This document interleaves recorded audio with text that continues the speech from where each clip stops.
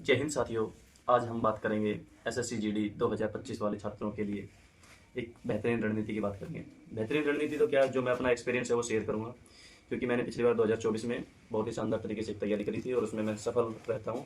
और उस बेस पे जो मेरा एक्सपीरियंस है मैं आप लोगों को बताऊंगा, जो आपके लिए अंतिम 10 दिनों में एक कारगर साबित होगा, जिससे कि आप मतलब आपकी तैयारी को एक बूस्ट मोड मिलेगा आपको। जैसे कि बूस्ट क्या कहते हैं, एक हेल्पिंग वर्ब के रूप में, जैसे कि लगा लिया हाँ भाई, मतलब एनर्जेटिक रूप में आप आ जाओगे।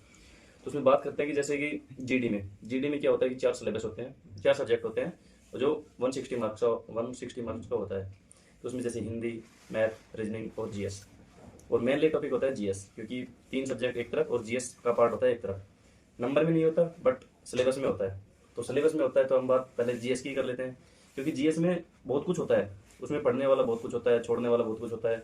तो अब लास्ट टाइम में अपन ये तो नहीं कर सकते कि ये भी पढ़ने वो भी पढ़ने, कुछ एक छोड़ के चलना पड़ेगा अपने को। और लास्ट टाइम में मतलब जैसे स्कैन थेरेपी अपनाने आपको जीके में कैसे, जैसे कि अपनी बुक है ना, इसको आपने खोला कि हाँ भाई सरसरी नज़र से देखना, ये भी हो गया वो भी हो गया, ऐसे कर करके आपको क्लियर करते हुए चलना है। ये बुक ब्लैंक है बिल्कुल, जो मैं यहाँ पर लेके आ रखा हूँ ट्रेनिंग टाइम पे, क्योंकि हमें जब क्लास व्लास होती है तो उसके लिए चाहिए। और आप भी ट्रेनिंग से रिलेटेड वगैरह कुछ पूछना चाहे तो पूछ सकते हैं, मैं आपको बता दूंगा। बात कर रहा था मैं जीएस की। जीएस में जैसे कि सबसे मेनली पोर्शन होता है स्टैटिक का। जैसे 10 नंबर का अगर 10 क्वेश्चन अगर अदर के आए ना, जैसे कि हिस्ट्री, पॉलिटी, ज्योग्राफी के, तो 10 क्वेश्चन आएंगे स्टैटिक के।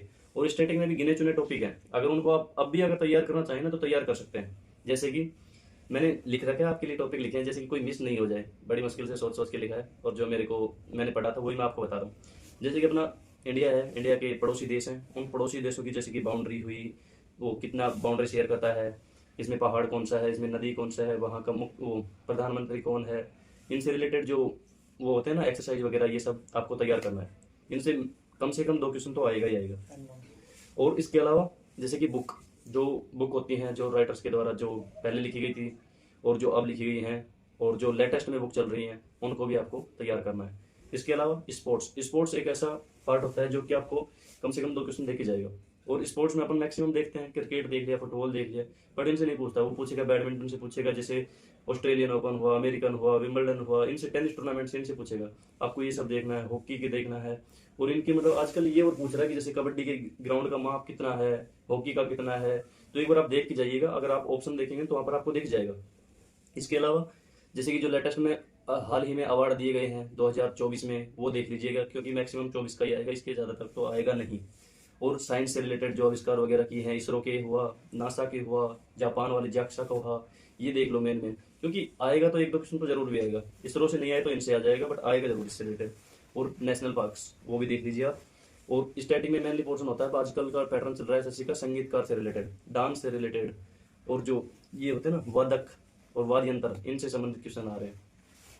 ओके जी। और इसके अलावा पॉलिटी, मतलब कि आप सब्जेक्ट की बात कर लेते हैं तो जैसे पॉलिटी होता है मेनली।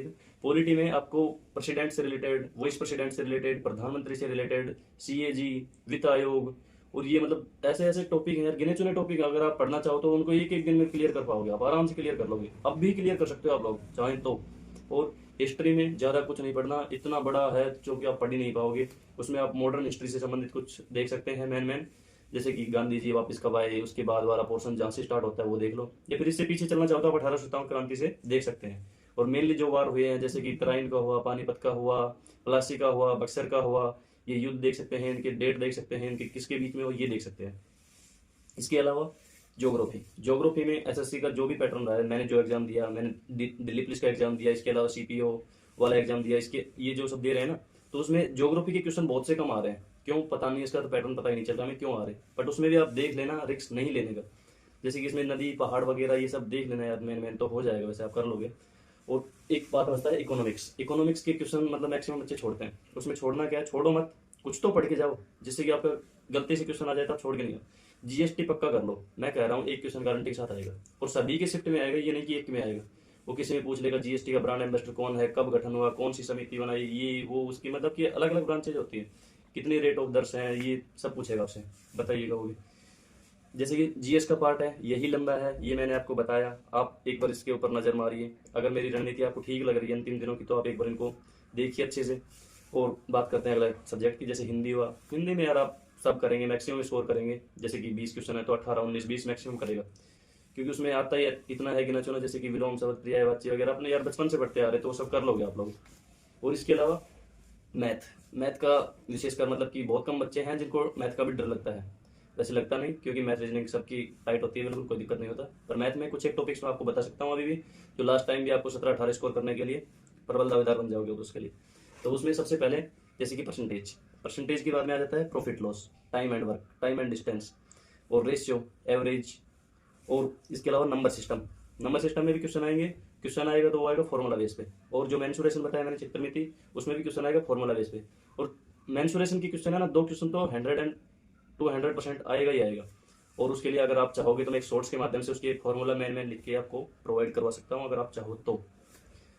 और अब ये तो हो गया अपने सब्जेक्ट की बात। जैसे कि रीजनिंग और रीजनिंग भी आप लोग कर लोगे, मेनली नंबर सीरीज वगैरह और आकृति वगैरह, मिसिंग नंबर्स, ये सब आप देख लेना। मेन रीजनिंग भी मैक्सिमम बच्चे कर लेते हैं, उनमें कोई दिक्कत नहीं था। घड़ी कैलेंडर वगैरह तो आजकल आता नहीं है, बट कोडिंग डिकोडिंग के क्वेश्चन अच्छे से आ जाते हैं। ये सब देखिए।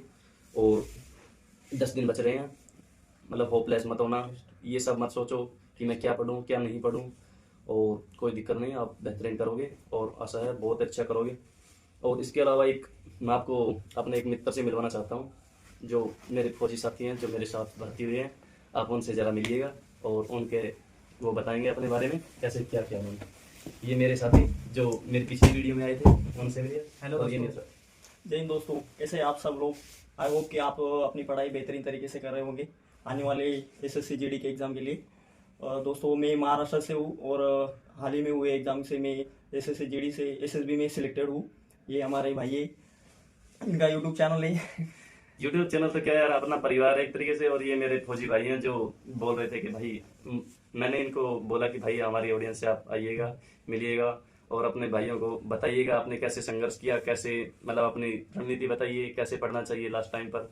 और आप देखो यार, मतलब कितना हल्का सा बंदा अगर फौज में भर्ती हो सकता, तो आप लोग तो यार गबरू जवान हो यार। भाई मेरा सिर्फ वेट है, सिर्फ 55 किलो है। अगर मैं कर सकता हूँ तो आप भी कर सकते हैं बिल्कुल इजीली। मतलब कि देख यार, इस बंदे में जुनून की हद होती है कि फौज में भर्ती होने के लिए मजबूर, यार हद होती है पागलपन की भी। तो दोस्तों, जो अपने संदीप भाई ने बताया उसको थोड़ा फॉलो करिए। आप भी संदीप भाई जैसे टॉप रैंक में से आ सकते हो।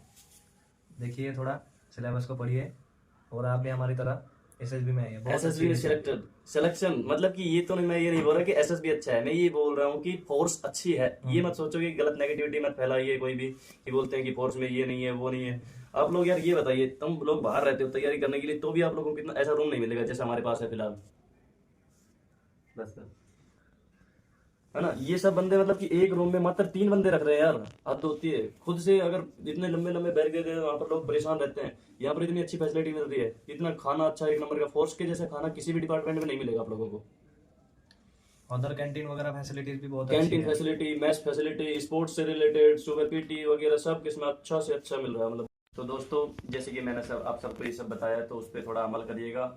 आई होप आपको थोड़ा लग रहा होगा कि यार अब तो एग्जाम आ गया, कैसे करूँगा कैसे नहीं करूँगा, बट टेंशन नहीं लेने का, बहुत अच्छे से करके आइएगा।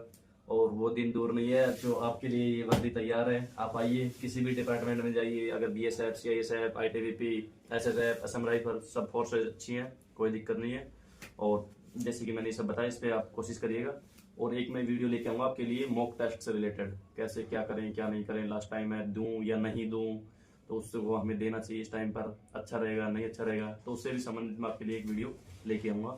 तो आपने ये सब देखा, इसके लिए आपका धन्यवाद। और अगर यहाँ तक पहुँचे हो देखते हुए, तो एक बार वीडियो को लाइक करिए, शेयर करिए और सब्सक्राइब करें चैनल को। Thank you.